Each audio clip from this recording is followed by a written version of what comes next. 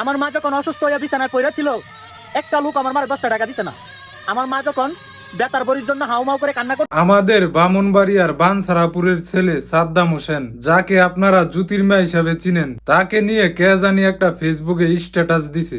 আপনারা সবাই দেখেন জ্যোতির্মার ভিডিও। সে কিন্তু অশ্লীল কোনো ভিডিও বানায় না।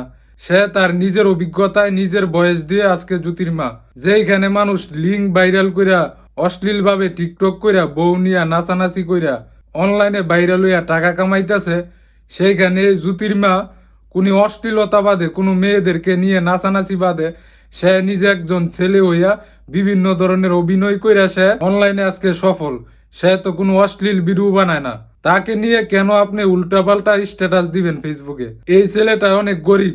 এই ছেলেটা যে সময় খাইতো পাইছে না, এই সময় তো আপনারা কেউ যে আরে জিগাইছেন না, কিরে সাদ্দাম তুই আজকে খাইছত কিনা, তোর গরো চাইলে আছে কিনা নাই। যে সময় সাদ্দামের মা অসুস্থ ছিল, সাদ্দামে কারু কাছ থেকে সহযোগিতা পায় নাই। সে আজকে অনলাইনে ভাইরাল হয়ে অনলাইনে নিজের দক্ষতা দিয়ে অনলাইন থেকে 2-4 টাকা ইনকাম করে তার মার অপারেশন করাইছে, তার মার চিকিৎসা করাইছে। আজকে সে অনলাইন থেকে 2টা টাকা উপার্জন করে তার সংসার চালাইতেছে, সে চলতেছে। ভাই, গরিবের ফেডের খিদের কথা তো আপনি বুঝবেন না। যার খিদা হ্যাঁ বুঝে, একজন গরিব অসহায় মানুষই বুঝে যে বাস্তবতাটা কতটা কঠিন। আর সাদ্দাম, তুমি মানুষের কথায় কান দিবে না। কারণ তুমি যদি আজকে খাইতে না পাও, তোমার ঘরে যদি আজ খাওয়ান না থাকে, তোমারে কেউ না 1 কেজি চাইল দিত না, এক বেলা খাওয়াইতো না। তো ভাই, নিজের দক্ষতা দিয়ে নিজে সফল হতে হবে। কে কি বললো ওইগুলা নিয়ে তুমি মন খারাপ করবা না। তুমি ভিডিও বানাও, তোমার পাশে আমরা আছি। আর বানসারাপুরের সকল ভাই ও বোনেরা তোমারে সাপোর্ট করবে।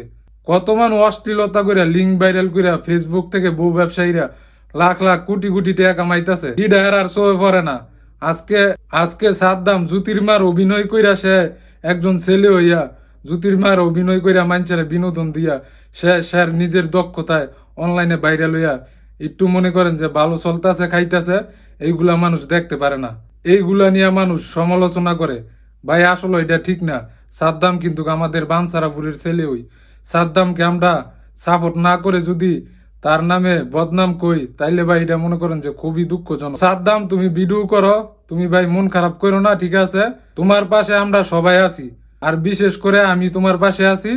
তোমার যে কোনো হেল্প লাগে তুমি আমারে কইবা, ঠিক আছে? আমার যতটুক সামর্থ্য আছে এতটুক দিয়ে আমি তোমার পাশে থাকবো ইনশাল্লাহ।